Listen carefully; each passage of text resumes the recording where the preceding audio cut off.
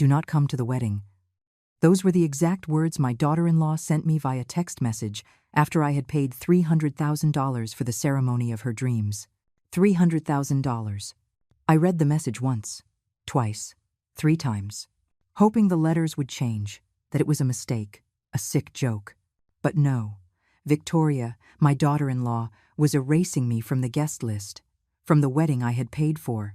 Every flower, every plate, every single damn detail of that celebration came from my life savings. And she was telling me not to come. I did not cry. I did not scream. I did not call my son Daniel begging for explanations. I did something much simpler. I picked up the phone. Then I canceled everything, absolutely everything, and I watched them beg the venue, on their knees, begging to be taken back. But that comes later. Because to understand how I arrived at that moment, how a 71-year-old mother destroyed the wedding of the year and watched her own family beg for forgiveness, you need to know who I am, and how Victoria turned my life into a silent hell. My name is Margaret. I am 71 years old. I have been a widow for 15 years. And during all that time, I only had one reason to keep going: my son Daniel. When I lost my husband, Daniel was 16 years old. A massive heart attack took him in minutes. No warnings, no goodbyes, just a giant void that split us in two. I had to be mother and father, provider and shelter. I worked 2 jobs for years. Receptionist by day at a CPA firm, cleaning offices by night. I slept 4 hours, sometimes 3. But every penny I earned went straight to Daniel's education, to his future, so he could have what I never had. And it was worth it. Daniel graduated with honors. He got an excellent job at a top engineering firm. He became a responsible man, educated, successful. He was my pride, my reason for existing, until 2 years ago when he met Victoria. The first time I saw her, I thought she was perfect for him. Beautiful, elegant, with a smile that lit up any room. She came from a wealthy family. Her father, Richard, owned a chain of steakhouses. Victoria had everything: class, education, a last name that opened doors. At first, she seemed wonderful to me, but something in my gut did not sit right. Something small, almost invisible. A look when she entered my house. A tone when she spoke to me. The visits began to space out. "Mom, we are swamped with work. Victoria has a dinner with her family this weekend. You know how it is. Mom, we will come by another day when things are calmer." And when they finally came, Victoria walked through my living room as if she were in a museum of ancient artifacts. She touched my furniture with 2 fingers. She smiled with pity. "Oh, Margaret, do you still have these drapes? They are so retro. Is this sofa the same one from 20 years ago? Daniel, did you seriously grow up here? Your dad chose these paintings, right? What? Interesting taste." Every comment was a fine needle, wrapped in sweetness, in a tone that made it impossible to complain without seeming like the dramatic mother-in-law. And Daniel never said anything. He just looked away, changed the subject. He begged me in silence not to make a scene, and I obeyed, because that is what mothers do. We swallow poison with a smile. We endure humiliations disguised as jokes. We stay silent so we do not lose our children. Exactly 1 year ago, Daniel called me. His voice was trembling with emotion. "Mom, I am going to propose to Victoria." My heart leaped, happiness and terror at the same time. "Son, that is beautiful. I am so happy for you." "Thanks, Mom. You are the best. And I need to ask you a favor." There it was. I knew it before he finished the sentence. "Tell me, Daniel. I want to give Victoria the wedding she always dreamed of, but with my savings and my salary, it is not enough for what she wants. And her family is. You know, I do not want to look bad in front of them. How much do you need?" Silence. Long. Uncomfortable. Victoria found the perfect place. A private vineyard in Napa Valley. Incredible gardens. Mountain views. It is exactly what she always imagined. But the venue alone cost $250,000. And with flowers, catering, music, photographer, everything else, it would be like $300,000 in total. The air escaped my lungs. $300,000. It was everything. Absolutely everything I had saved. 15 years of double shifts, of sleepless nights, of sacrificing every little luxury to have a safety net. It was my retirement, my peace of mind, my way of not being a burden to anyone when I could no longer work. But he was my son, my only son. Okay, I will pay. Seriously, Mom? Seriously. His voice broke. He cried with happiness. You are the best mother in the universe. I will thank you for my whole life. My whole life. Victoria is going to be so happy, so excited. I hung up the phone, and something inside me whispered that I had just made a terrible mistake. But I ignored that voice, because mothers always ignore the alarms when it comes to our children. A week later, Victoria and Daniel arrived at my house with binders, catalogs, magazines, tablets full of photos. She already had everything planned, every detail, every color, every flower. Margaret, look at this place. Isn't it an absolute dream? She showed me photos of a massive vineyard, perfect gardens, stone fountains, terraces with panoramic views of the mountains. It is gorgeous, Victoria. Right? Capacity for 250 people. It has its own chapel, reception hall with a glass ceiling. It is literally the most beautiful place I have seen in my life. I nodded, I smiled. And these flowers. Imported white peonies, greenhouse roses, orchids brought directly from Thailand. The complete floral arrangement costs $22,000. But Margaret, it is worth every penny. You will see. $22,000 in flowers. I took a deep breath. Sounds beautiful. And the catering? I hired a chef with a Michelin star. 7-course tasting menu. Wines selected from private cellars. Fresh seafood. Imported beef. It is $58,000. But the food is what people remember most about a wedding. $58,000. Just on food. Sure. Victoria. And the band. Daniel. Show her the video. Daniel took out his phone. He showed me a video of a band playing at a lavish wedding. Lights. Energy. People dancing. They played at a super famous actress's wedding. They are expensive. $40,000 for 4 hours. But look how they play. It is spectacular. $40,000 for 4 hours of music.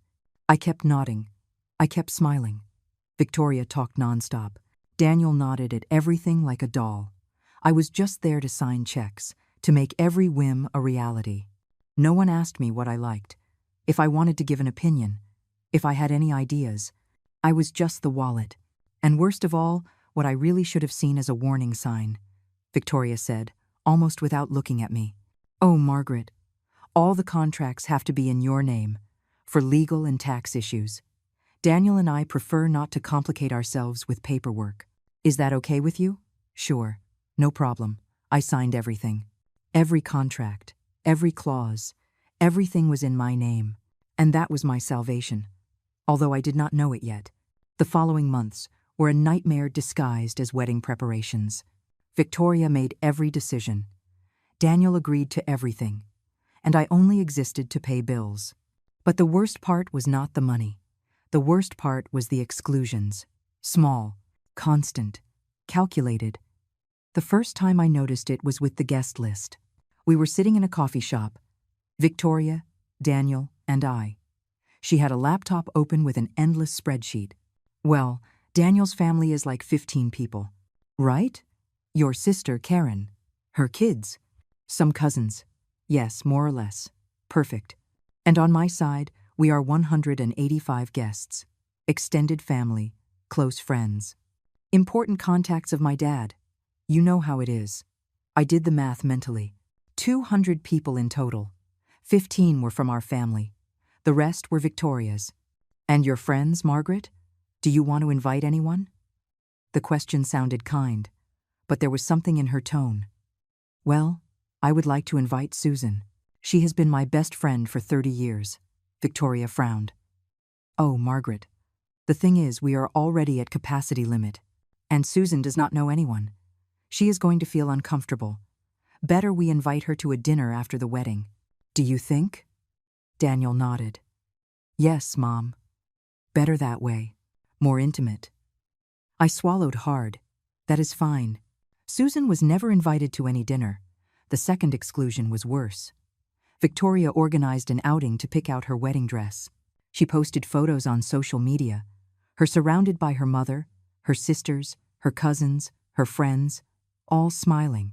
Glasses of champagne, white dresses hanging in the background. I found out through Instagram. I texted Daniel, "Son, I saw that Victoria went to pick out her dress.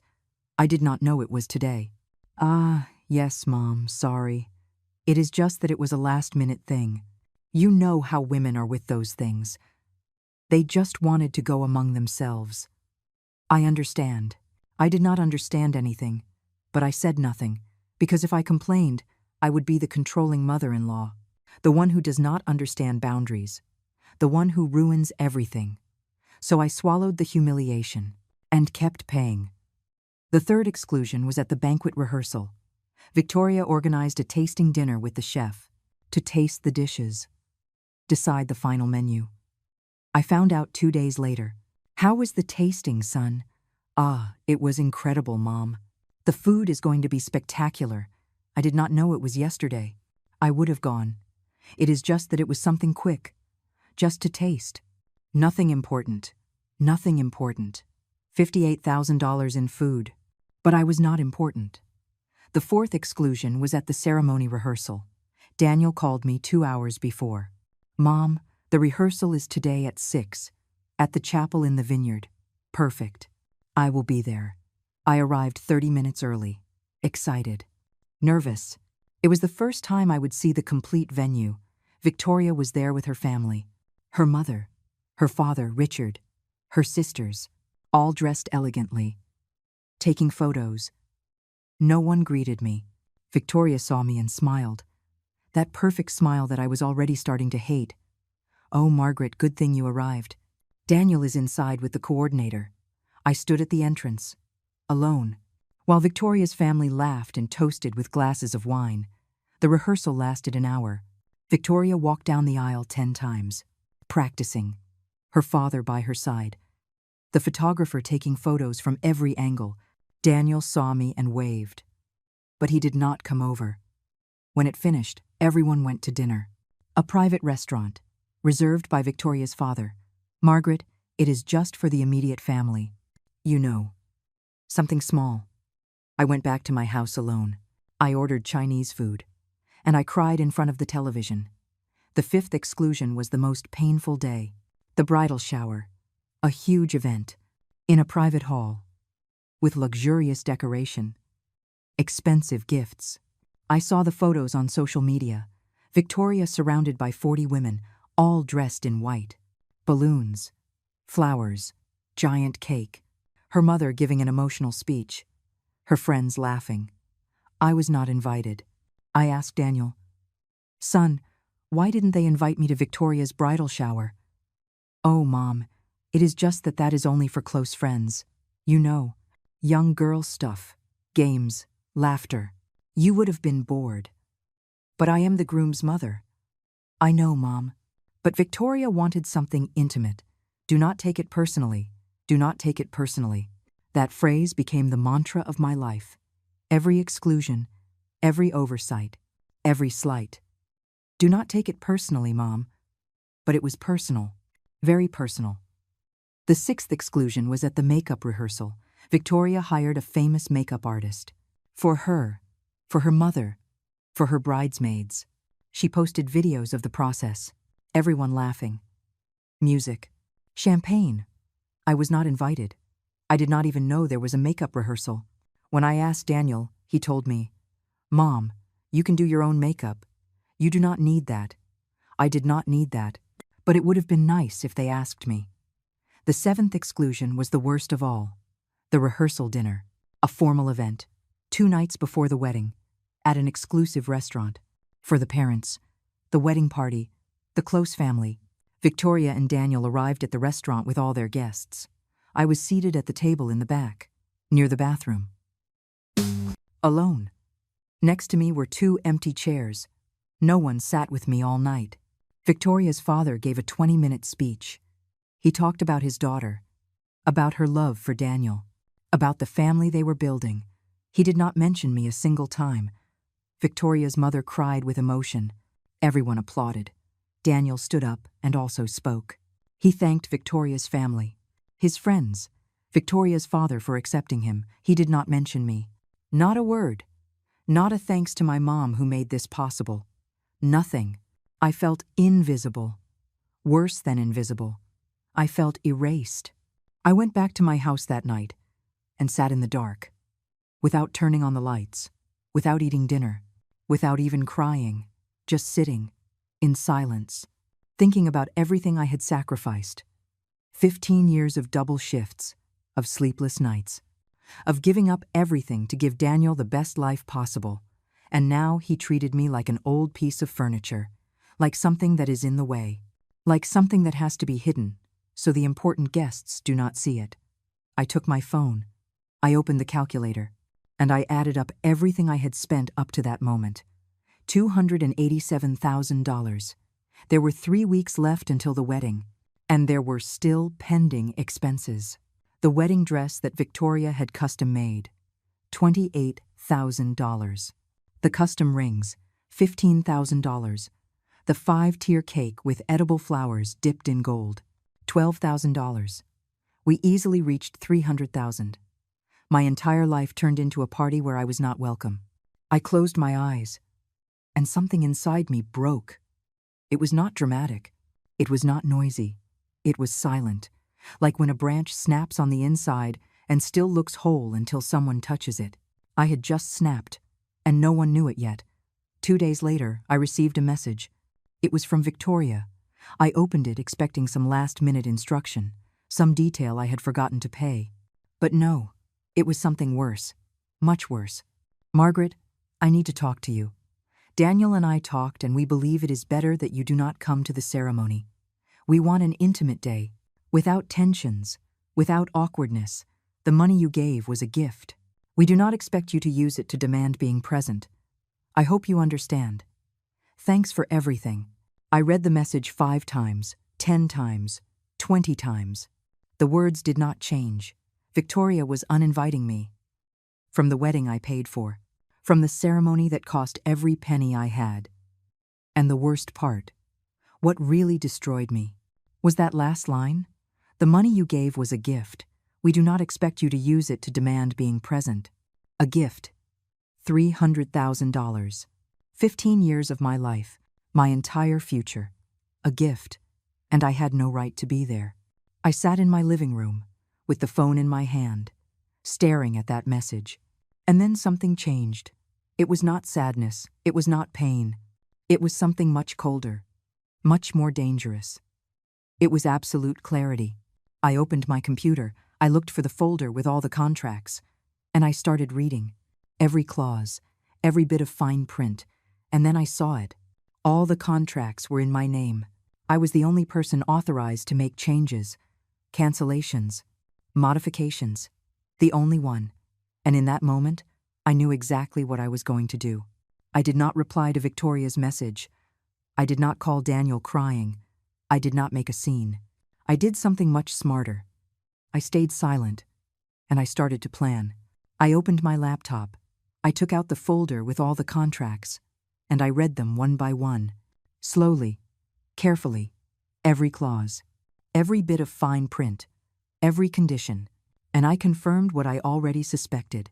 Everything was in my name. The event venue, in my name. The catering, in my name. The flowers, in my name. The band, in my name. The photographer, in my name. Absolutely everything. I was the hiring party, the signatory, the only person with legal authority to make modifications or cancellations.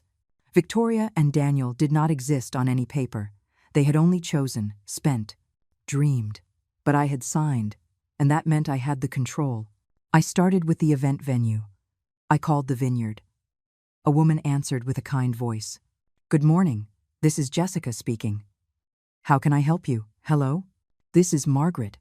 I hired your venue for a wedding next Saturday." Ah, yes.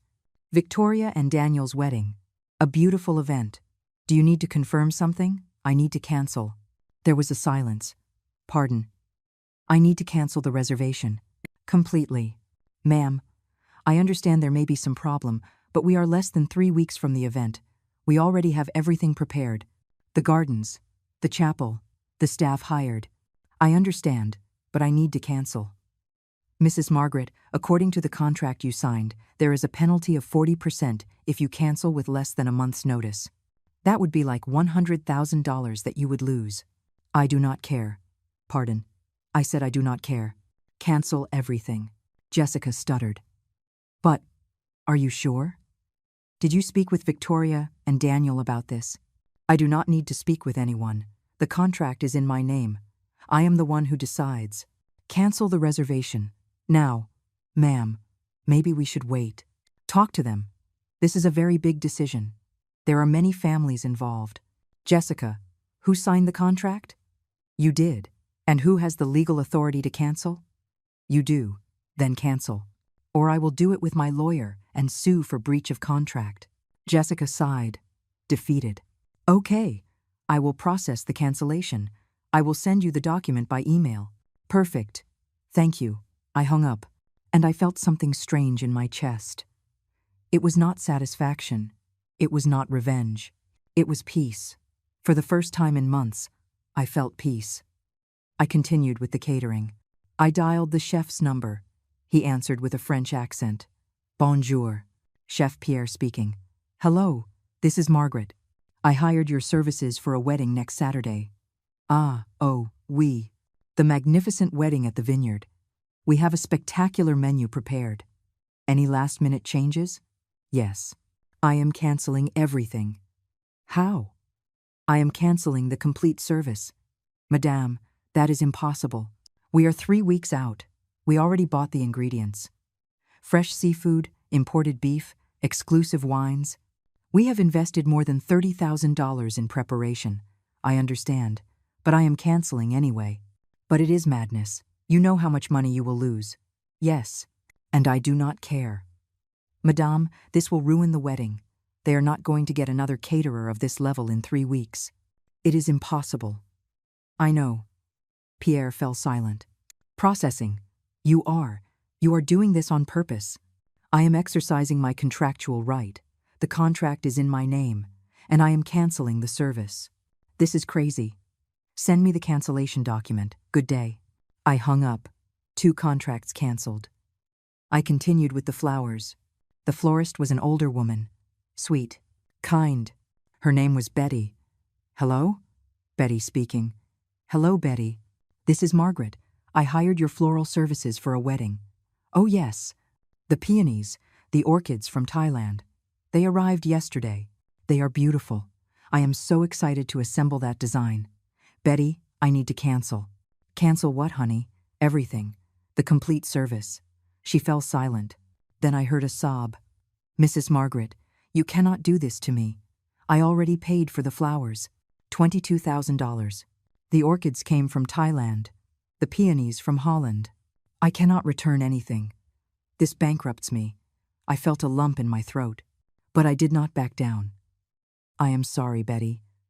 But I am canceling the service. Why? What happened? Did they fight? That does not matter. Of course it matters. Ma'am, please, think about it. It is only 3 weeks. Everything is ready. The flowers are a work of art. Victoria is going to cry with happiness when she sees them. Victoria will no longer have the opportunity to see them. Betty cried openly. Please, please do not do this to me. I have 2 employees. Families that depend on me. This job was the biggest of the year. I am very sorry, Betty. Truly. But my decision is final. I hung up. And that time it did hurt. Betty was not to blame. But I could not back down. I called the band. The manager answered with an energetic voice. Marco speaking. How can I help you? Hello. I hired your band for a wedding. I need to cancel. Cancel? When is the wedding? In 3 weeks. 3 weeks? Lady, that is impossible. We already turned down other events for that day. We have everything coordinated. The set list. The rehearsals. I understand. But I am canceling. Listen, I do not know what happened. But think it over well. We are the best band in the region. You are not going to get a replacement in 3 weeks, and certainly not of our quality. I am not looking for a replacement. What? There will be no wedding, Marcos whistled. Oof. Someone screwed up big time. Was it the groom? That is none of your business. You are right. Sorry. Well, I will send you the cancellation contract. But lady, I really hope it is worth it. It is worth it. I hung up. I continued with the photographer. His name was Mason. He had an impressive portfolio.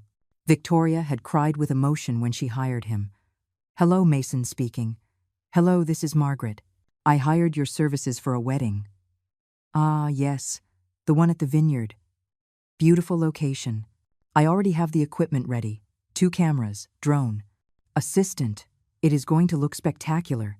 Mason, I am canceling the service. What? Why? Personal reasons. But there are 3 weeks left. I already blocked out my whole weekend. I rejected other jobs. I am sorry. Ma'am, do you know what this means? That wedding was going to pay me $15,000. Now I have an empty weekend and huge losses. The contract specifies the cancellation conditions. Everything is in order. Mason sighed in frustration. This is insanity, but fine. Your money. Your decision. I am sending you the document. Thank you. I hung up. I had the cake left. The baker was young, enthusiastic. She had designed a 5-tier cake with edible flowers dipped in gold. Hello, Chloe speaking. Chloe, this is Margaret. The cake for the wedding. I need to cancel. Cancel? But I already started working on the sugar flowers. I have been at this for a week. I am sorry. I am canceling. Ma'am, this is my art. My passion. That cake was going to be in magazines. In my portfolio. It was the opportunity of my lifetime. I understand. But there will be no wedding. Chloe began to cry. Why? What did I do wrong? Nothing. You did nothing wrong. This is not about you. Then why are you punishing me? I am not punishing you. I am just canceling a service. I hung up before she said anything else. Because if I kept listening to her, I was going to waver. I called the chair rental service. Cancelled. I called the decoration service. Cancelled. I called the reception DJ. Cancelled. One by one. Methodically. Without hesitating. In 2 hours, Victoria and Daniel's wedding ceased to exist. $300,000 turned into smoke. But I did not regret it. Not for a second. I made myself a cup of tea. I sat in my living room. And I waited. Because I knew hell was about to break loose. And I was going to be ready. With my tea. My silence. And my dignity intact. Something Victoria could never take from me. The first call came 3 hours later. It was Daniel. I let it ring. Once. Twice. 3 times. On the 4th ring, I answered, Hello, son. Mom, what did you do? I had never heard him scream like that. His voice trembled with panic. What are you talking about? About the vineyard. They just called me. They said you canceled everything. That there is no wedding anymore. Ah, yes. That is correct. Correct? Correct? Mom, you are crazy. I took a sip of my tea. Calm down. I am not crazy, Daniel. I just made a decision. A decision. You ruined my wedding. Why would you do something like that? Because Victoria told me not to come. That the money was a gift. That I had no right to be present. Silence. A long and uncomfortable silence. Mom, I didn't know she had told you that. You didn't know. Well, we talked about how maybe a more intimate event was better, but I didn't think she would tell you like that. So you knew. Mom, it's not what you think. What is it then, Daniel? It's just that Victoria and I wanted to avoid tensions. Her family is very important. There are influential people. And you sometimes say inappropriate things. You get nervous. We didn't want awkwardness. Something inside me froze. Awkwardness. Mom, please, don't make it bigger than it is. Daniel, I paid $300,000, and I was told not to come because I am an awkwardness. It's not that. You are misinterpreting everything. Then what is it? It's just. Look, Mom, I know you did a lot for me. I have always thanked you. But this was my wedding. Mine and Victoria's, not yours. Every word was a stab wound. You are right. It is your wedding. That is why I cancelled it. That makes no sense. To me it does. If I am not welcome, then there is no wedding. Simple. Mom, there are 200 people invited. Whole families. Victoria's father invited very important people. Not my problem. Of course it is your problem. You caused it. I paid for it. I cancelled it. All legal. All within my rights.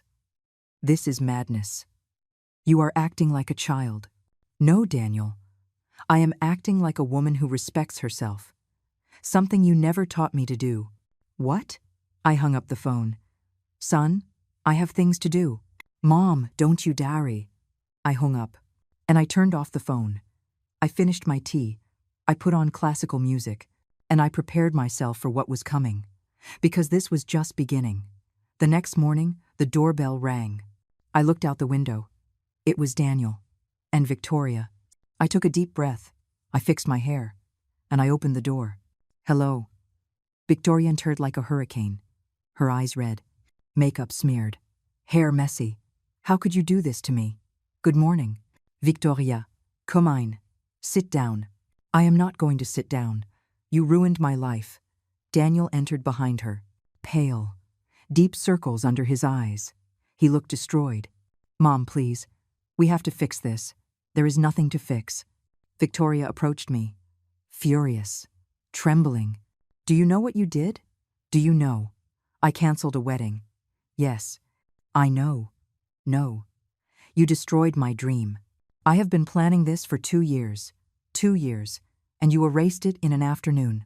You should have thought about it before erasing me from the guest list. It was my wedding. I had the right to invite whoever I wanted.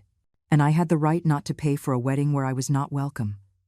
Victoria looked at me with pure hate. You are selfish. A bitter old woman who cannot stand seeing her son happy.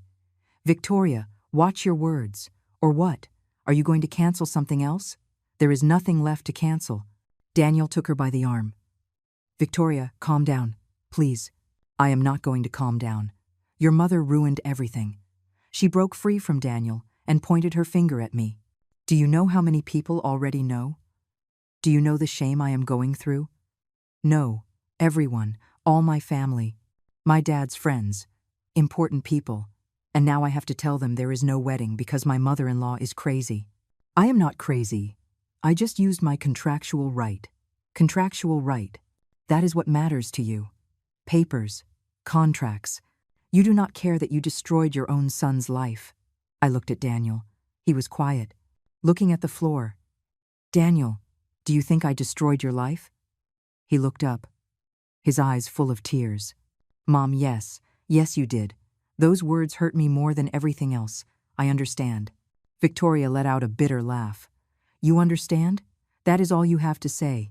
What do you want me to say, Victoria? I want you to fix this. Call the vineyard. Call the catering. Reactivate everything. No. What? I said no. Victoria stood frozen, as if she could not believe what she was hearing. You are telling me no. Exactly. But you caused this. And now I live with the consequences. Just like you. Daniel came closer. Desperate. Mom, please. I beg you. Call the vendors. Tell them it was a mistake. That there was a mix-up. We can fix it. There is still time. No. Mom. Daniel, you told me I was an awkwardness. That I said inappropriate things. That you did not want tensions at your wedding. Now there will be no tensions. Because there will be no wedding. That is not fair. Fair? You talked to me about justice. I laughed, a dry laugh. Bitter. You know that is not fair, Daniel. Working 15 years at 2 jobs. Sleeping 4 hours a night. Sacrificing every dream I had so you could have a better life. And now you treat me like trash. I didn't treat you like trash. No? Then what was it? The exclusions? The oversights? Sitting me alone at the rehearsal dinner? Not being invited to the bridal shower? To the dress rehearsal? To the tasting? Daniel opened his mouth. But nothing came out. You didn't have a single word for me in your speech. Not one. You talked about Victoria's family. her friends, her father. But about me, nothing. As if I did not exist. Mom, and when I finally became a problem, Victoria erased me, and you let her. Because for you, I am expendable. That is not true. Then why did you never defend me? Silence. Victoria scoffed. This is ridiculous. Daniel, let's go. Your mother is determined to ruin our lives. There is nothing we can do. Wait, Victoria. Daniel looked at me. With pleading eyes. Mom, what do you want? Tell me what you want and I will do it. Do you want an apology? I ask for your forgiveness. Do you want to be at the wedding? You are invited. Front row. Whatever. But please, fix this. I do not want anything, Daniel. There has to be something. Something that makes you change your mind. There is nothing. Victoria exploded again. Of course there is. She wants attention. She wants to be the center of everything.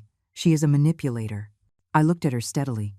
Victoria, I paid every penny of your wedding, and you treated me as if I were invisible, as if I were worth nothing.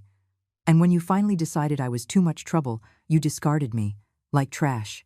And now you come to my house to insult me, because I do not give you what you want. Because you are selfish. No, I am a woman who learned to respect herself. Something you will never understand. Victoria looked at me with so much hate I thought she would hit me. But she didn't. She just grabbed her purse and slammed the door on her way out. Daniel stood there, looking at me. Mom, please, go, Daniel. I can't leave like this. Yes, you can. And you will. His eyes filled with tears. I hate you. Those 3 words pierced my heart. But I did not move. I know. Daniel left and closed the door. I stayed alone in my living room, in silence, and for the first time in months, I did not cry. Because I had finally done something for myself, and that was worth more than any wedding. The next 3 days were absolute silence. Daniel did not call. He did not write. He did not appear. Victoria neither. It was as if I had ceased to exist for them, as if after canceling the wedding, I had also canceled myself from their lives. And, strangely, it did not hurt as much as I thought it would hurt. In fact, I felt something similar to liberation. Like when you take off a shoe that has been pinching you all day, and finally you can breathe. I spent those days in my house, cleaning closets I hadn't touched in years, reorganizing old photos, cooking recipes I had forgotten, little things that made me feel alive again. My friend Susan called me on the second day. Margaret, I just found out. Daniel told his cousin Karen, and she called me. It is true that you canceled the wedding. Yes, Susan, it is true. There was a long silence on the other end of the line. Tell me everything. And don't skip any detail, I told her. From Victoria's first passive-aggressive comment to the final message where they uninvited me, from the exclusions to the humiliations. From the moment I decided to cancel everything to the confrontation in my living room. When I finished, Susan sighed deeply. Margaret, you know what? You did the right thing. I know it hurts. I know he is your son. But you did the right thing. You think? Completely. That girl treated you like trash. And your son let her. That is not right. And someone had to put a stop to them. If you didn't do it, no one was going to do it. Daniel told me he hates me. Daniel is angry, scared, embarrassed. But eventually, he is going to understand. And if he doesn't understand, well then he doesn't deserve the sacrifice you made for him all these years.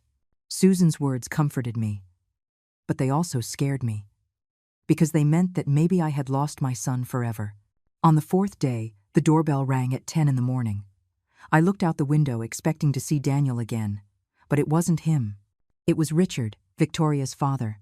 A tall, elegant man, about 60 years old, dressed in an expensive suit and a watch that probably cost more than my car. I opened the door cautiously. Good morning, Margaret. Sorry to come without warning. Can we talk? His tone was kind. Too kind. The tone businessmen use when they want something from you. Come in. Richard entered and sat on my sofa. He looked around my living room with that same expression Victoria always had, assessing, judging, finding everything inferior. Do you want coffee? Tea? No, thank you. I came to talk about something important, and I don't want to take up much of your time. I sat across from him, waiting. Margaret, I know what happened. Victoria told me everything. And I understand that you are upset. I truly understand. My daughter can be intense, demanding. Sometimes she says things without thinking. She is young. She still needs to mature in many things. I nodded but said nothing. And I know you paid a considerable sum for this wedding. $300,000 is not a minor thing. It is a huge sacrifice. And Victoria should have treated you with more respect. I acknowledge that. Where are you going with this, Richard? He smiled. That smile of a man used to getting what he wants. I want to fix this. For everyone's sake. For Daniel. For Victoria. For you too. No one wins with this situation. Everyone loses. And how do you propose fixing it? Simple. You reactivate the contracts. Call the vendors. Tell them there was a family confusion. That everything is resolved. And I compensate you for the trouble. Compensate me? Yes. I understand you felt left out. Belittled. And that wasn't right. So I propose the following. You reactivate the wedding. And I pay you half of the expenses. $150,000. That way you recover part of your investment, and we all remain at peace. I stared at him, processing what he had just said. Are you offering me money to reactivate the wedding? Exactly. It is a fair solution. You recover money. Victoria has her wedding. Daniel is happy. And I rest easy knowing my daughter will have the day she always dreamed of. Everyone wins. Everyone except me. What do you mean, everyone except you? I just offered you $150,000. That is not a small thing, Margaret. It is not about the money, Richard. Then, why is it? Tell me. What do you want? Do you want a public apology from Victoria? Do you want a special place in the ceremony? Do you want to be mentioned in the speeches? Tell me what you need and I will make sure it happens. I do not want any of that. Then, what? Because frankly, Margaret, I do not understand what you are looking for with all this. Revenge? Attention? What? His tone changed. It was no longer kind. Now there was irritation, impatience. I seek respect, Richard. Something that neither you nor your family seem to understand. Respect? I am offering you $150,000. That is respect. That is recognizing your effort. What more do you want? I want Victoria to ask for my forgiveness, truly. Not because you asked her to, not because she needs something from me, but because she genuinely understands that she treated me badly. Richard leaned back on the sofa, crossed his legs, sighed. Margaret, I am going to be honest with you. Victoria is not going to do that. She is proud, stubborn, just like her mother. If you expect her to come here crying and begging forgiveness, it is not going to happen. It is simply not her personality. But that doesn't mean you can't be the bigger person here. The person who forgives. The one who takes the first step. I do not have to take any step, Richard. I did nothing wrong. You canceled a wedding with 200 people invited. You ruined months of planning. You embarrassed my family in front of very important people. And now you refuse to fix it out of pride. That is not right. Margaret, pride? Are you talking to me about pride? Victoria erased me from her wedding after I paid every penny. She treated me like trash for months. And Daniel let her. But the problem is my pride. The problem is that you are using an emotional situation to make irrational decisions. And that affects a lot of people. Not just Victoria, not just Daniel. There are entire families that already bought plane tickets. Who booked hotels. Who asked for time off work. And all that went to hell because of your tantrum. That word hit me like a bucket of cold water. Tantrum. Yes, Margaret. A tantrum. Because that is what it was. You got angry, and instead of talking about it like adults, you decided to destroy everything. That is immature. Childish. And frankly, I expected more from a woman your age. I got up from the armchair, trembling with rage. I think it is time for you to leave, Richard. Wait. We are not done talking yet. Yes, we are done. Get out of my house. Margaret, do not be stubborn. I am trying to help you. To find a solution. But if you continue with this attitude, you are going to lose your son forever. Is that what you want? What I want is for you to get out of my house. Now. Richard stood up slowly. He looked at me with contempt. You know what, Margaret? Victoria was right about you. You are a bitter woman, resentful, who cannot stand seeing her son happy with someone else. And now you are sabotaging his happiness out of pure selfishness. Get out of my house. I am leaving. But I want you to know something. This is not going to stay like this. I am going to talk to my lawyers. I am going to see if there is any legal way to reverse the cancellations. And if I find one, you are going to pay for every penny of damage you caused.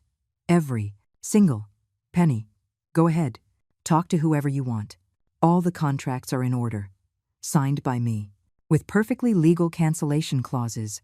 You have nothing to do. Richard walked towards the door. But before leaving, he turned around. Victoria would have given Daniel an incredible life. Connections. Opportunities. A brilliant future. But you ruined it. And when your son is alone, when he realizes everything he lost because of you, he is going to come here. And he is going to tell you to your face how much he hates you. And you are going to have to live with that the rest of your life. He slammed the door. I stood in the middle of my living room, breathing deep, trying not to cry. But Richard's words stuck in my mind like thorns. What if he was right? What if Daniel never forgave me? What if I had just destroyed the only relationship that mattered to me in this world? That night I could not sleep. Richard's words spun in my head like a broken record. Over and over again, non-stop. You are going to lose your son forever. You are a bitter woman. You cannot stand seeing him happy with someone else. I got up at 3 inches the morning. I made chamomile tea. I sat in the kitchen looking at the darkness through the window. And for the first time since I canceled everything, I doubted. Had I done the right thing? Or was I really a selfish mother who could not let go of her son? Was this self-love, or was it revenge in disguise? I had no answers. I only had a massive silence and a hole in my chest that hurt more every hour. Susan arrived at my house the next day without warning. She rang the doorbell insistently until I opened. Margaret, you look terrible. When was the last time you slept? I don't know. Yesterday. The day before. I don't remember. Oh, friend. Come. Sit. She led me to the sofa as if I were a child. She made me coffee. She sat beside me and took my hand. Tell me what happened. I told her about Richard's visit, his threats, his words, everything. When I finished, Susan shook her head. That man is a manipulator. Just like his daughter. They came to buy you. And when they couldn't, they attacked you. That is their strategy. Make you feel guilty for something they provoked. And if he is right, Susan, and if I lose Daniel forever, then you lose him. But not because you pushed him away, but because he chose a woman who despises you over the mother who sacrificed everything for him. And if that is his choice, then maybe he does not deserve the love you gave him. He is my son. My only son. I know, honey. I know. But you are also a person, with dignity, with worth, and no one has the right to trample you. Not even your own son. Susan stayed with me the rest of the day. We cooked together. We watched old movies. We talked about everything except the wedding. And for the first time in days, I felt a little better. But that peace did not last long. 2 days later, the doorbell rang again, this time at 7 in the evening. I looked out the window and saw Daniel. Alone. Without Victoria. He looked destroyed. Deep circles under his eyes. Unshaven beard. Wrinkled clothes. I opened the door. Hello, Mom. His voice was small. Broken. Hello, Daniel. Can I come in? I stepped aside. He entered slowly, as if he were afraid I would kick him out. He sat on the sofa. I sat across from him. The silence between us was so dense you could almost touch it. Mom, I don't even know where to start. Start wherever you want. Daniel took a deep breath. He wiped his eyes with the back of his hand. The last time I came, I said horrible things to you. I told you I hated you, and I didn't mean it. I was angry, scared, confused. But it wasn't true. I have never hated you. You are my mother. You are the most important person in my life. But what? There is a but there. I can hear it. Daniel looked down. But I don't understand why you did what you did. I don't understand how you could cancel everything. Destroy something that was so important to me. To us. To you two? Or just to Victoria? For both of us. Mom, it was our wedding. Our future. And you erased it as if it meant nothing. Daniel, you read the message Victoria sent me. Yes. And I know it was wrong. I know. She apologized to me. She told me she was stressed, that she didn't measure her words, that she didn't mean things that way. But she said them. Yes, she said them. And it was wrong. But Mom, we all make mistakes. We all say things we shouldn't when we are under pressure. That doesn't mean you should destroy an entire wedding over a poorly worded message. It wasn't just the message, Daniel. It was months of exclusions, of humiliations, of being treated as if I didn't exist. The message was just the straw that broke the camel's back. Mom, I know Victoria didn't include you in some things. And I am sorry. I am truly sorry. But she was excited. She wanted to make everything perfect. Sometimes she got carried away by her family, by her friends. It wasn't personal against you. It wasn't personal. Daniel, I sat alone at the rehearsal dinner. No one sat with me. Not you. Not Victoria. Not anyone. I was there like a piece of furniture, like something that has to be tolerated, but no one wants near. I didn't realize, Mom. I swear, there were so many people, so much noise. I was trying to talk to everyone. I didn't see that you were alone. Exactly. You didn't see. Because you were not looking for me. Because for you I was no longer important. That is not true. Then why didn't you mention me in your speech? You talked about Victoria's family. Her friends, her father, but about me, nothing. As if I didn't exist, as if I hadn't sacrificed 15 years of my life so you could get here. Daniel fell silent. Tears began to roll down his cheeks. You are right. I didn't mention you. And I should have. I should have thanked you. I should have told everyone that without you I would be nothing. But Mom, I was nervous, excited. I wasn't thinking clearly. It was a mistake. A horrible mistake. But I didn't do it with bad intentions. I know, Daniel. I know you didn't do it with bad intentions. But it hurts just the same. It hurts to know that your own son forgot you in the most important moment of his life. I didn't forget you, Mom. I would never forget you. You are my mother. You are all I have. Then why did you let Victoria treat me like that? Why did you never defend me? Not a single time. Every passive-aggressive comment, every exclusion, every humiliation. And you there, quiet, looking the other way. Daniel covered his face with his hands. Because I am a coward. Because I was afraid that if I defended you, Victoria would get mad at me. She would think I wasn't on her side. And I wanted to keep the peace. I wanted everyone to be happy. But I ended up betraying you. The person I love most in this world. And I don't know how to live with that. His words broke my heart. Because they were honest, painful, real. Daniel, I didn't want to destroy your wedding to hurt you. I did it because I needed you to understand something. That you cannot buy my love. That you cannot treat me like trash and expect me to still be there smiling. That I have dignity. And that dignity is worth more than any wedding. I understand, Mom. I understand now. But it is too late. There is no wedding anymore. There is nothing anymore. Victoria is devastated. Her family hates me. And I lost everything. And me? I also lost everything. Daniel looked at me confused. What? I lost $300,000. I lost my son's respect. I lost months of peace of mind. And I probably lost you too. So tell me, Daniel, who really lost everything here? He did not answer. He only cried. And I cried with him. Because despite everything, despite the pain, the anger, the betrayal, you were still my son, and I was still your mother. Mom, is there any way to fix this? Something I can do? Because I can't lose you. I can't live knowing I hurt you so much. That I destroyed our relationship for someone who didn't even really value me. What do you mean by that? Daniel wiped his tears, took a deep breath. Victoria broke up with me. The world stopped. What? 2 days ago, she told me she couldn't be with someone whose family was so problematic, that her father was right, that I came from a very different place than her, and that it was better to end it now before it got more complicated. Daniel left me. Mom, after everything, after 2 years, after planning everything, she left me because your action embarrassed her in front of her family, and she realized I wasn't enough for her, that I never was.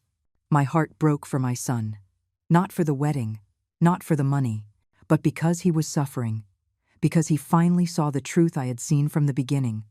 I am so sorry, son. Don't be sorry. You were right. You were always right. Victoria never really loved me. She only loved the idea of me, the version of me that fit into her perfect world. And when that broke, I ceased to be useful to her. That doesn't mean it doesn't hurt.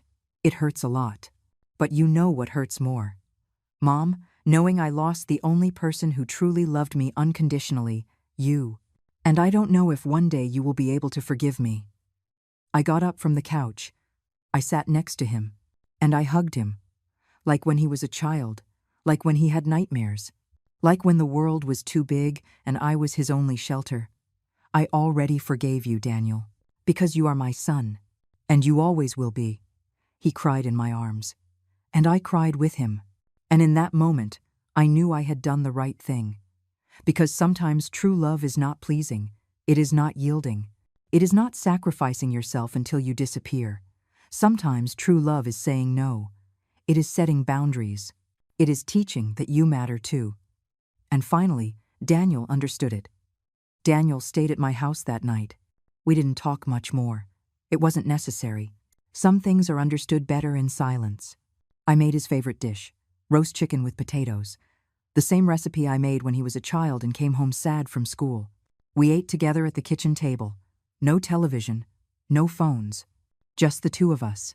Like before, like when it was just him and me against the world. Mom, can I ask you something? Sure. Did you ever doubt? Did you think about not canceling everything? I thought before answering. Yes, many times. Especially after talking to your son. After Richard came to threaten me, I doubted a lot.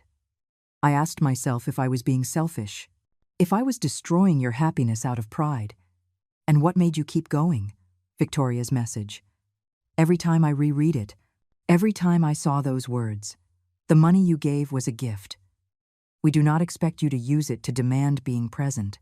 Those words reminded me that for them, I was not a person. I was a transaction, a means to get what they wanted. And I decided I preferred to lose everything rather than continue being treated like that. Daniel nodded slowly. That makes sense. And the worst part is I allowed it. I saw how they treated you and did nothing, because it was easier to ignore it than to face it. You are not the first nor the last son who chooses his partner over his mother. It is natural.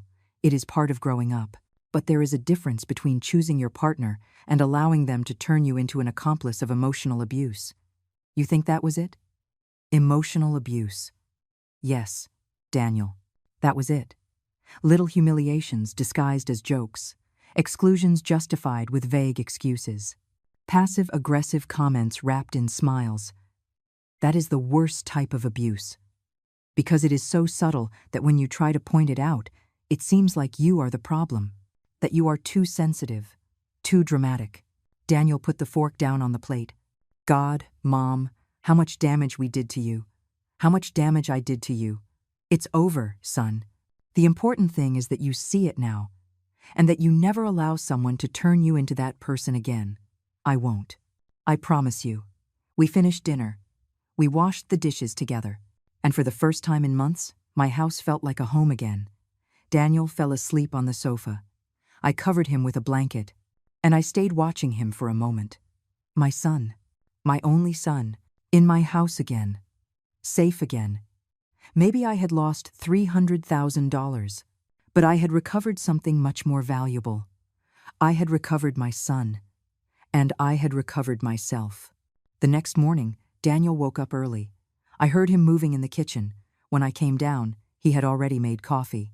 Good morning, Mom. Good morning. You didn't have to make coffee. I wanted to do it. It is the least I can do after everything. We sat down to have breakfast. Daniel seemed calmer, as if a huge burden had been lifted from his shoulders. Mom, I need to ask you something important. Tell me, do you think I am like Dad? The question caught me off guard. Why do you ask that? Because Dad always took care of you. He always defended you. He always made you feel important. And I did exactly the opposite. I neglected you. I didn't defend you. I made you feel invisible. So, I wonder if I really learned anything from him, or if he just wasted his time trying to teach me to be a good man. My eyes filled with tears. Daniel, your father made mistakes too. He wasn't perfect, but you know what made him a good man, that when he realized he had done something wrong, he acknowledged it. He apologized, and he changed. You are doing exactly that now. So yes, you are like your father. Because you are learning, you are growing. And that is the only thing that matters. Daniel smiled. A small but genuine smile.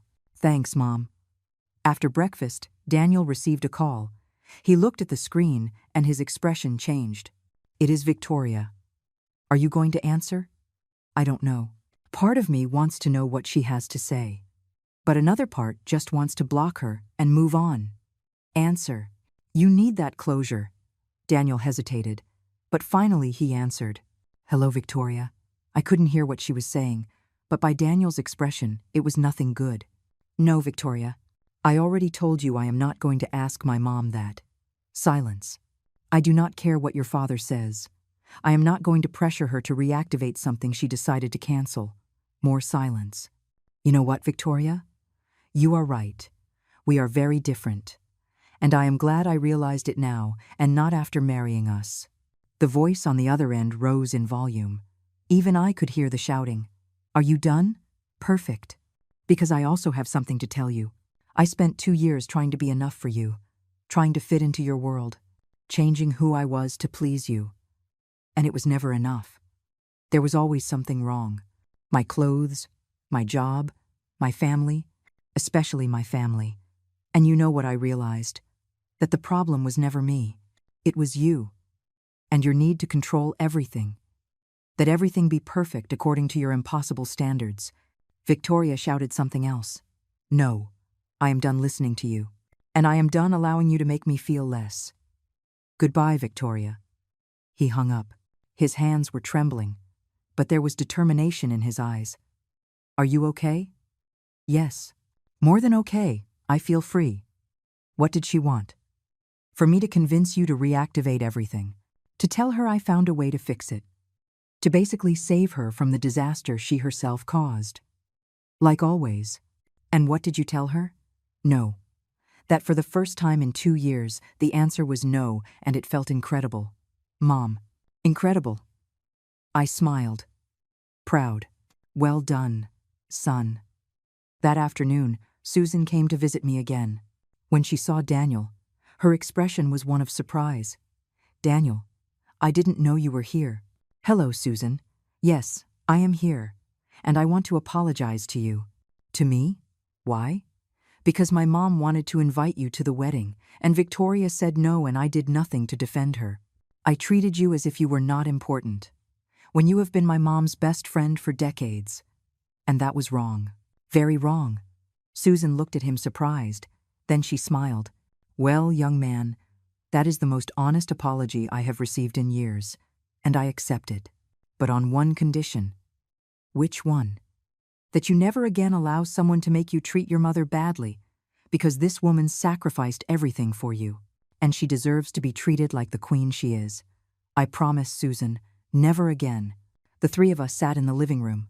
We drank coffee. We talked about simple things. We laughed for the first time in months. And I realized something important. Family is not always blood. Sometimes it is the people you choose. The people who stay. The people who defend you when everyone else abandons you. And I had that family. Small, imperfect, but real. That night, after Susan left and Daniel fell asleep again on the sofa, I sat alone in my room. I opened my laptop, and I looked for Victoria's message. That message that changed everything. I read it one last time, and then I deleted it. Not because I had forgiven her, but because I no longer needed that reminder of why I had done what I did. I knew why I had done it, because I respected myself, because I understood that self-love is not selfishness, because I learned that saying no is as important as saying yes, and because I finally understood something that took me 71 years to learn, that you can love someone with all your heart. You can sacrifice yourself for them. You can give them everything you have. But if in that process you lose yourself, then it is not love. It is self-destruction. And I decided to choose me. For the first time in my life, I chose me. And that didn't make me a bad mother. It made me a complete woman. I closed the laptop. I turned off the light. And I slept deeply, without nightmares, without guilt, without doubts. Just peace. The following weeks were strange. Strange, but necessary. Daniel went back to his apartment. But this time it was different. He came to visit me 3 times a week. He called me every day. Not because he felt obligated, but because he really wanted to do it. We went for walks in the park. We went to the movies. We cooked together on Sundays. Simple things. Things we had stopped doing when Victoria entered our lives. And slowly, we recovered what we had lost. That connection. That closeness. That trust. One day, while we were making lasagna in my kitchen, Daniel asked me something I didn't expect. "Mom, do you ever regret canceling the wedding?" I stopped. I thought carefully about my answer. Sometimes I wonder how things would have been if I hadn't done it. If I had swallowed my pride. If I had gone to that wedding and pretended everything was fine. Maybe you would be married now. Maybe you would be happy. Or maybe not. Maybe you would be trapped in a marriage where your wife does not respect your family, where you would have to choose constantly between her and me, where you would end up resentful towards both. So no, I do not regret it, because I believe I saved you from something much worse than a canceled wedding. Daniel stopped chopping the onions. He looked at me with bright eyes. I think so too. And you know what, Mom? I have been thinking a lot about this, about everything that happened, and I realized something important. What? That Victoria never loved me for who I am. She loved me for who she wanted me to be. And I was so desperate to be loved that I started to become that person. I stopped being myself. I left my hobbies, my friends, my family, everything, just to fit into her perfect world. And that is not love, it is control. And how do you feel now? Confused, sad, but also relieved. As if a huge weight had been taken off me. I no longer have to pretend. I no longer have to walk on eggshells. I no longer have to worry about if I say something that embarrasses Victoria in front of her family. I can be me again. That is the best gift you could receive, son. The freedom to be yourself. Daniel smiled.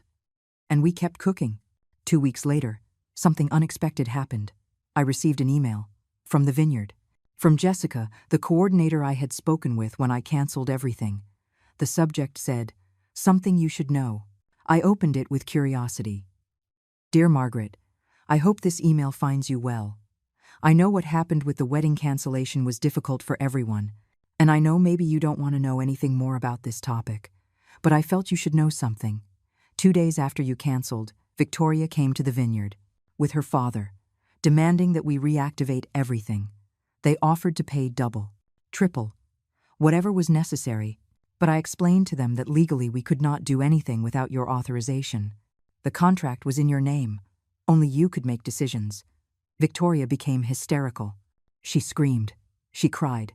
She threatened to sue us. Her father tried to bribe me personally. He offered me $50,000 if I found a way to reactivate the wedding without your consent. Obviously, I refused. Not only because it is illegal, but because after talking to you on the phone, I understood there was something deeper behind your decision. And I was right. I have worked in this industry for 15 years.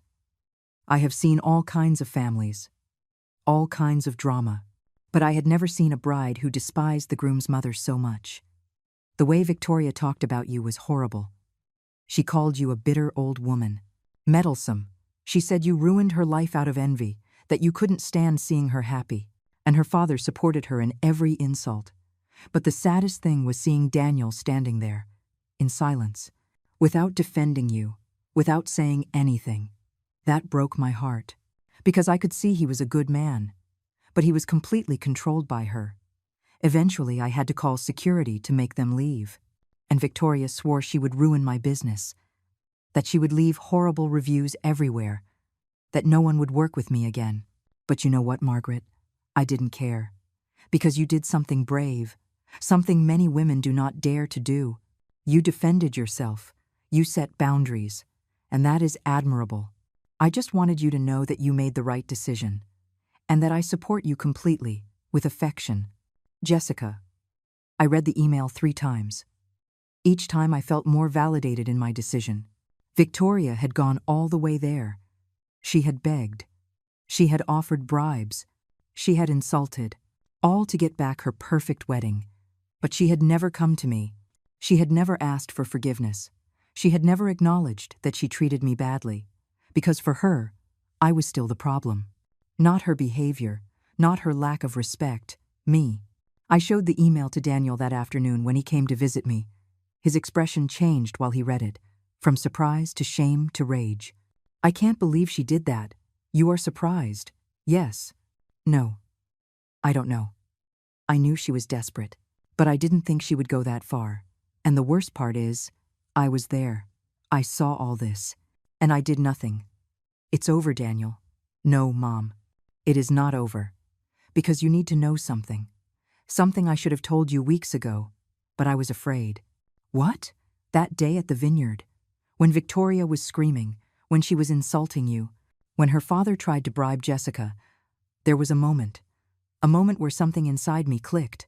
I saw Victoria from the outside, as if she were another person, and I realized I was looking at someone horrible, someone cruel, someone capable of destroying anyone who got in her way, and I got scared.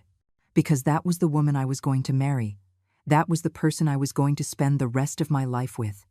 And I knew in that moment that if the wedding had taken place, I would have been miserable. Completely miserable. Why didn't you tell me this before? Because I was ashamed. Ashamed of having been so blind, of having defended someone like that, of having betrayed you for her. But I can't be silent anymore. You need to know that your decision not only saved you, it saved me too. I hugged him, and he cried in my arms again. Thanks, Mom. Thanks for loving me enough to stop me from making the worst mistake of my life.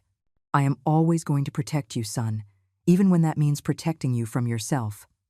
A week later, I received another surprise. Betty, the florist, called me. Margaret, this is Betty, the flower lady. Hello, Betty. How are you? Better. Much better. I am calling because I need to tell you something. Something I should have told you a while ago. What is it? When you canceled the flowers, I got very angry with you. I thought you had been cruel, selfish, that you had ruined me without caring about the consequences. But a few days ago, Victoria came to my shop. She wanted me to sell her the flowers I had already bought for her wedding, the same flowers, at the original price.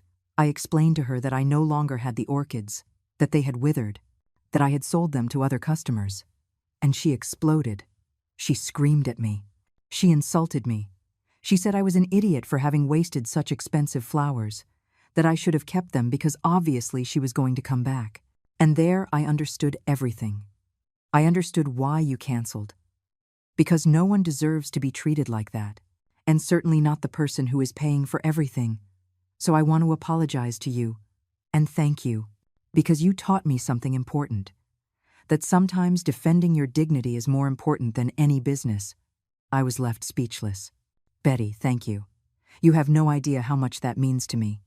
No, Margaret, thank you. For reminding me that respect is more important than money. We hung up. And for the first time in weeks, I felt completely at peace. Because I had not only defended my dignity, I had inspired others to defend theirs. That night, Daniel, Susan, and I had dinner together at my house. We made tacos. We drank cheap wine. We laughed until our stomachs hurt. And at some point in the night, while I watched them talk and laugh, I realized something. This was happiness. Not a $300,000 wedding. Not a designer dress. Not flowers imported from Thailand. This. People who love you, who respect you, who value you. This was all I ever needed. and I had never seen it with such clarity until now. Mom, what are you thinking about? That I am very lucky. Lucky? You lost $300,000. Yes, but I gained something much more valuable. I won myself. And I got you guys back. Daniel raised his glass. To Mom, the bravest woman I know. Susan raised hers. To Margaret, who taught us that it is never too late to defend yourself. And I raised mine. To family, the real one, the one you choose, the one that stays. We toasted, and in that moment I knew everything had been worth it. Every penny, every tear, every moment of doubt. Because in the end, it was not about the money. It was about reclaiming my power, and that is priceless. 3 months passed since I canceled the wedding. 3 months that changed my life in ways I never imagined. Daniel found a new apartment, smaller than the previous one, more modest, but it was his. Without Victoria's influence, without painful memories, just him. And something curious happened. Without Victoria controlling every aspect of his life, Daniel began to bloom. He picked up his hobbies. He went back to playing guitar on weekends. He reconnected with friends he had abandoned. He started therapy. Mom, my therapist says I was in a toxic relationship for 2 years and didn't realize it, that Victoria showed clear signs of manipulation, of control, and that I developed codependency patterns to keep her happy. How does that make you feel? Liberated, and also stupid. How did I not see it before? The signs were there. You saw them. Susan saw them. Everyone but me. Don't blame yourself, son. Love blinds us. Especially when it comes wrapped in promises of perfect happiness. But it wasn't love. Mom, that is what I am learning. Love does not make you feel less. It does not isolate you from your family. It does not turn you into someone you don't recognize. That is not love. It is manipulation. I am glad you understand it now. Me too. And you know what else my therapist told me? That what you did was an act of radical love. That canceling that wedding was your way of telling me enough, of shaking me, of forcing me to see what I didn't want to see. And she was right. If that wedding had taken place, I would be trapped now. Miserable. Probably not speaking to you. Choosing Victoria over you again and again until nothing was left of our relationship. His words filled my eyes with tears. I just wanted you to be happy. I know. And now I am. I really am. For the first time in years, I am happy. And he was. I could see it in his eyes, in his smile, in the way he walked, as if a giant weight had been lifted from his shoulders. One day, while we were having coffee in my kitchen, Daniel received a message. His expression darkened. It is Victoria. What does she want now? She says she needs to talk to me, that she is remorseful, that she made mistakes, that she wants a second chance. And what do you want? Daniel left the phone on the table. 3 months ago, I would have jumped for joy. I would have run to her. I would have forgiven her everything. But now, looking at that message, I only feel indifference. Not anger, not sadness, just nothing. And that tells me everything I need to know. Are you going to answer? Yes, but not what she expects. I watched him write. His fingers moved fast over the screen. Done. I told her I wish her the best, that I hope she finds the happiness she seeks, but that happiness is not going to be with me, and to please not contact me again. How do you feel? At peace. Completely at peace. And I am blocking her number. 2 weeks later, something wonderful happened. Susan organized a surprise dinner at my house. She invited old friends I hadn't seen in years, women I had met at my jobs, co-workers from the time I cleaned offices, receptionists I shared lunch with. They all came, with wine, with food, with laughter, and we spent the night remembering old times, telling stories, laughing until we cried.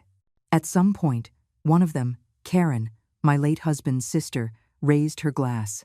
I want to make a toast to Margaret, who taught us that it is never too late to defend yourself, who showed us that self-respect is worth more than any wedding, and who reminded us that women do not have to put up with crumbs of love when we deserve the full banquet.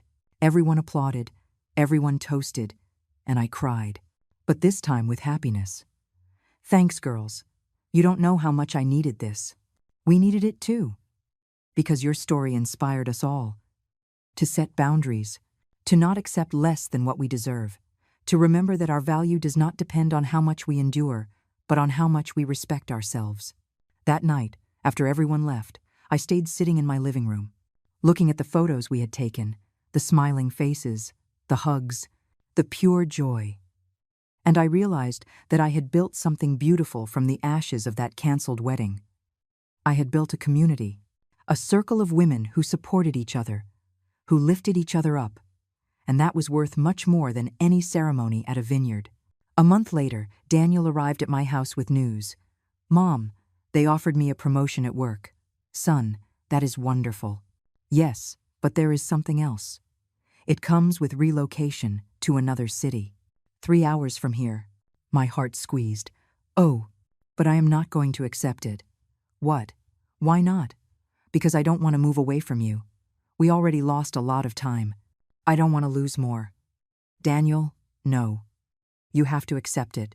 It is your career, your future. But you are my family, and I always will be. Whether 3 minutes away or 3 hours, distance does not change that.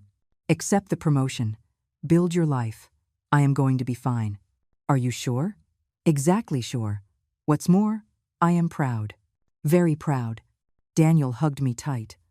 "I am going to visit you every 2 weeks, and you are going to come stay with me 1 weekend a month. And we are going to talk every day. I promise you." "I know, son. And it's okay. It is time for you to fly. Really fly." And he flew. Daniel accepted the promotion. He moved to the new city. And just as he promised, we stayed in constant contact. The first weeks were difficult. The house felt too empty, too quiet. But slowly, I learned to enjoy my solitude, to see it as an opportunity instead of a punishment. I enrolled in painting classes, something I always wanted to do, but never had time. I joined a book club with Susan and other women. I started to travel. Small trips, weekends at the beach, a week in the mountains. And I discovered something wonderful, that life does not end at 71, that there are still adventures to live, dreams to fulfill, versions of myself to discover. 6 months after canceling the wedding, I found myself sitting in my living room with a cup of tea, looking out the window. And I asked myself a question. Do I regret it? I closed my eyes. I thought about everything. About the $300,000, about the tears, about the pain, about the confrontation. But I also thought about what I gained. I gained my dignity. I gained my self-respect. I gained my son back. I gained a community of incredible women. I gained the freedom to be myself again. And the answer was clear. No, I regretted nothing. Because sometimes in life, you have to lose something big to gain something bigger. And I lost a wedding, but I gained my soul. $300,000 was a high price, but my peace of mind is priceless. My relationship with my son is priceless. My self-esteem is priceless. And finally, after 71 years of existing for others, I learned to exist for me. That is my story. The story of how I paid $300,000 for a wedding. How I was erased from the guest list. How I canceled everything. And how that decision saved my life. Not in the dramatic sense, but in the deepest sense. It saved me from a life of silent humiliations, from being invisible in my own family, from losing my identity to please others. It saved me from myself. And if I could go back, if I could change something, if I could not cancel that wedding, I wouldn't do it. Because that cancellation was the beginning of my true life. The life where Margaret is not just someone's mother, or someone's mother-in-law, or someone's wallet. The life where Margaret is simply Margaret, a complete woman, valuable, sufficient. And that, my dears, is all I ever needed to be. If you ever find yourself in a similar situation, if you ever feel like you are giving everything and receiving nothing, if you are ever treated as if you were invisible, remember my story. Remember that you have the power to say no, to set boundaries, to choose yourself. It doesn't matter how old you are. It doesn't matter how much you have invested. It doesn't matter how much it hurts. Your dignity is worth more than any relationship, any wedding, anything. Choose your peace. Always choose your peace. And if my story resonated with you, if you ever lived something like this, if you know someone who needs to hear this, share it, because together we are stronger, and no woman should feel invisible in her own life. Thank you for listening to my story, and remember, it is never too late to recover yourself. Never.